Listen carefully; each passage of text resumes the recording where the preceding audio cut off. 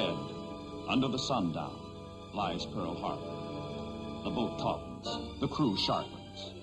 Drill and practice, practice and drill and more practice, and now submerging practice.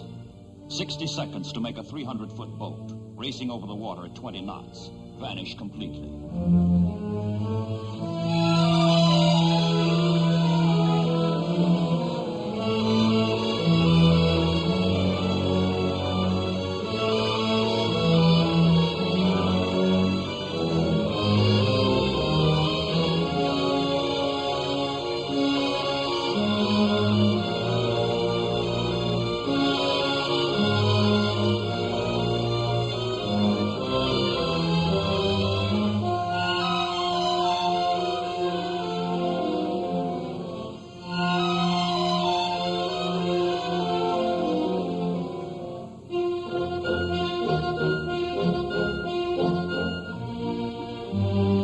Chow in the service is cooked aboard submarines.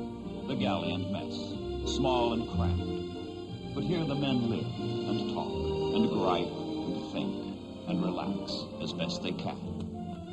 Their morale, very high.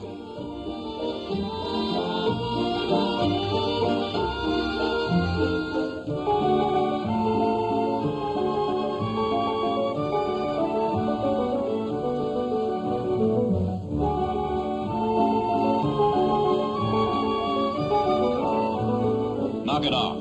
Prepare to surface.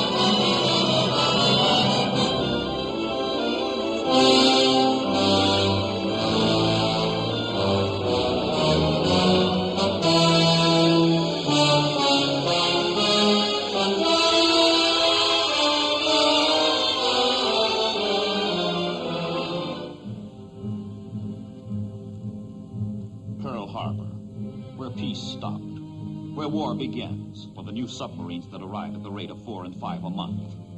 Fresh new crews, clean new boats are welcomed by the veterans into the camaraderie of arms. An emotion of men welded together in a common experience with a common purpose.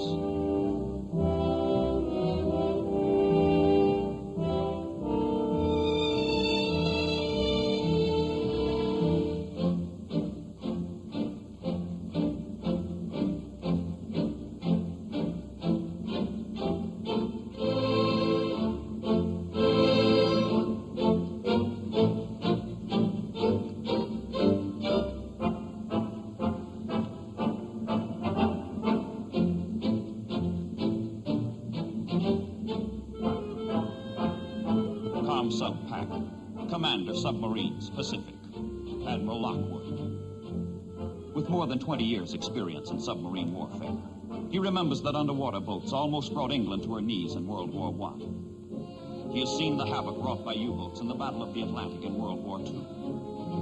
If the Axis can do it, so can the Allies. From his headquarters in Pearl Harbor, the Admiral directs a powerful, coordinated force of Allied wolf packs and single submarines, ranging from the Aleutians to the East Indies, from the Societies to the Kuriles. All over, everywhere, underwater sailors execute the first commandment of United States submarine doctrine. Inflict maximum damage on enemy ships and shipping by offensive patrol at focal points. In from the submarines at sea pour the results. From Rasher, 100,000 tons, sunk. From Barb, 97,000 tons, sunk. From Tang, 94,000 tons, sunk. From Silver Sides, 90,000 tons, sunk. Gradual but incessant puncturing of the arteries, all over, everywhere, through which flows the life of the Japanese Empire.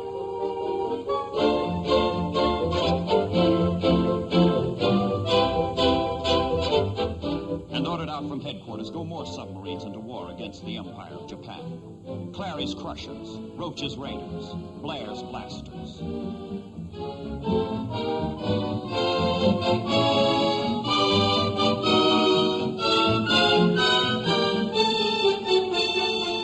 Preparing for the first patrol, submarine and crew face a grim gamut of missions.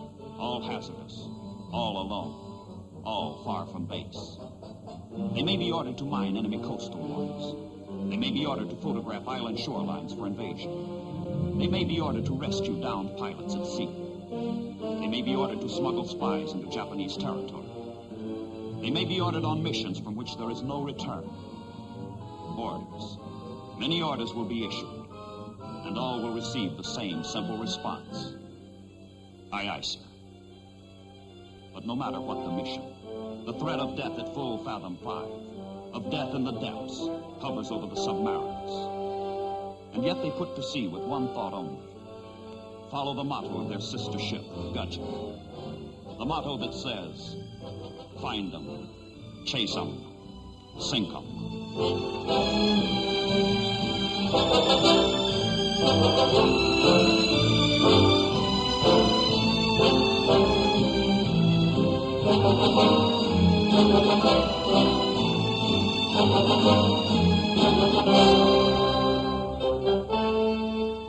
Japanese shipping is the immediate target of the Allied submarine offensive.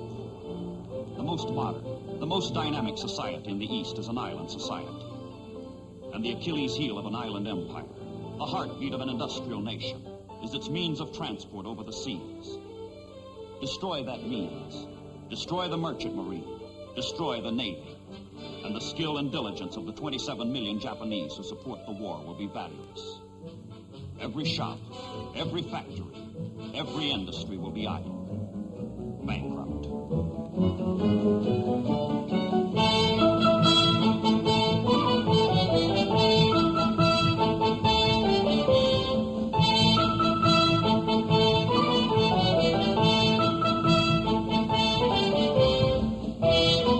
The greatest industrial cities of the East, Tokyo, Yokohama, Nagasaki, Kobe.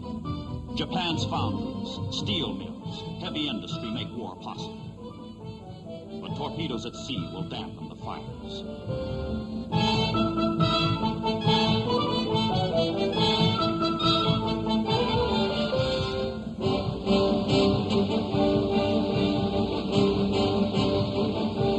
Battleships for the fleet, guns for the army, bombs for the planes. Without the ore, the coal, the raw material shipped in from overseas, the furnaces will grow cold. The machinery will stop. Destroy Japan's ability to produce.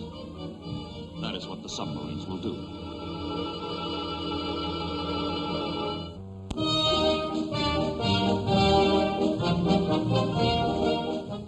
Merely to exist in peacetime, Japan needs 3 million tons of shipping, the third largest merchant fleet in the world.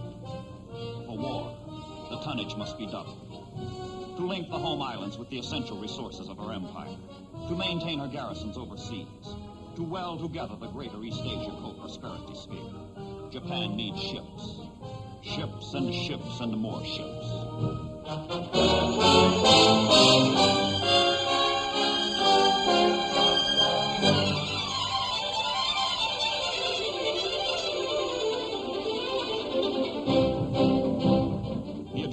Keeps Japan alive flows in through her ports, across her docks and onto her wharves.